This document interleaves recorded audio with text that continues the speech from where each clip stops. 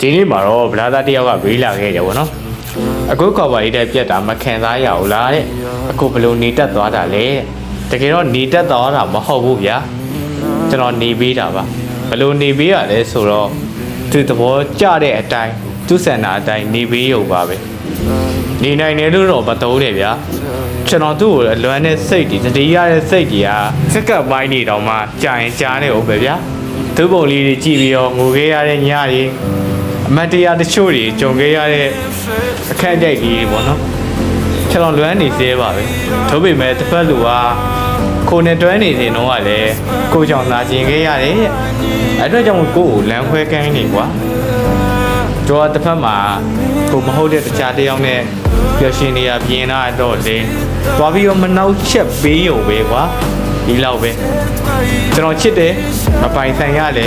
ချစ်နေသေးပဲကိုနဲ့ကြတော့အိမ်ပိုင်လို့ပါတခြားတယောက်နဲ့ကြတော့မိုက်လေးတွေတင်ပြီးလူနေကြတာမြင်တော့လေရည်ရည်ကြရုံကလွဲလို့မတက်နိုင်ဘူးမလေးဗျာ